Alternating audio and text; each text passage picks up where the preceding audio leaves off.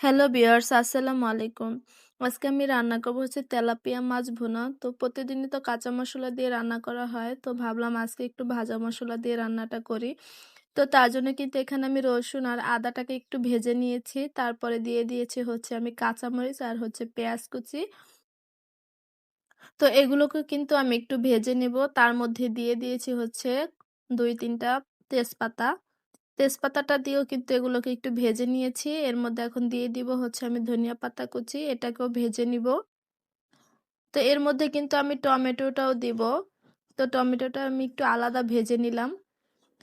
তো এখন এটাকে আমি ভেজে নেওয়ার পরে একটু বেটে নিব। অনেকে চাইলে ব্লেন্ডারও করে নিতে পারেন। তো আমি একটু শিলপাটায় বেটে নিব। টমেটো আর হচ্ছে এই মসলাগুলোকে আমি একটু ভালো করে বেটে নিব। এই ভাজা মসলাটা দিয়ে এভাবে তরকারি রান্না করলে কিন্তু খেতে অনেক বেশি মজা হয়। তো এদিকে কিন্তু আমি মাছটাকে এখন ভেজে নিব।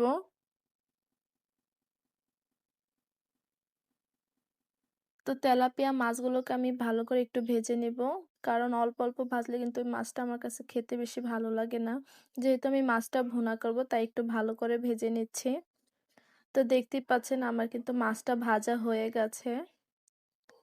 এখন এই মাছগুলোকে আমি তুলে নিব। তো বাকি মাছগুলোকেও কিন্তু আমি ভালো করে ভেজে নিয়েছি।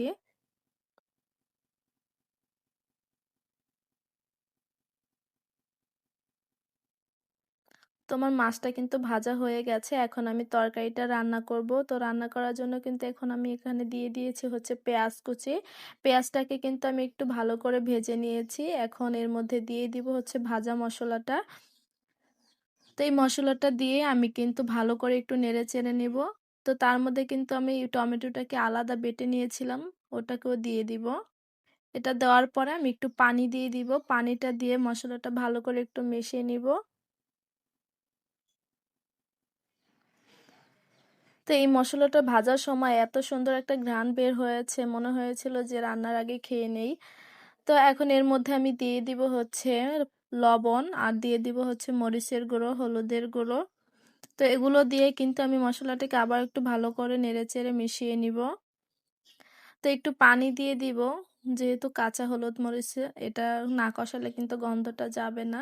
তো তার জন্য কিন্তু একটু পানি দিয়ে দিয়েছি। পানিটা দিয়ে আমি মশলাটাকে একটু ভালো করে কষিয়ে নিব।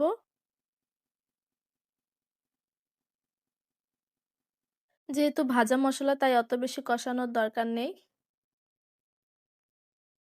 তো মসলাটা কিন্তু আমার প্রায় কষানো হয়ে গেছে। এর মধ্যে এখন আমি একটু নেড়েচেড়ে দিয়ে দিব হচ্ছে পানি। তো এখানে আমি একটু ঝোলের পানি দিয়ে দিয়েছি। আমি অল্প করে পানি দিয়েছি কারণ আমি ঝোল রাখবো না। তো পানিটা দেওয়ার পরে কিন্তু আমি মসলাটাকে ভালো করে একটু নেড়েচেড়ে মিশিয়ে নিব।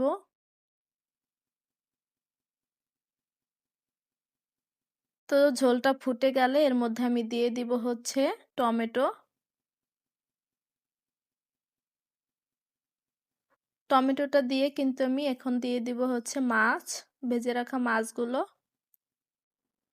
তো টমেটোটা দিয়ে কিন্তু আমি নেড়েচেড়ে মিশিয়ে নিয়েছি। এখন মাছগুলো দিয়ে দিব।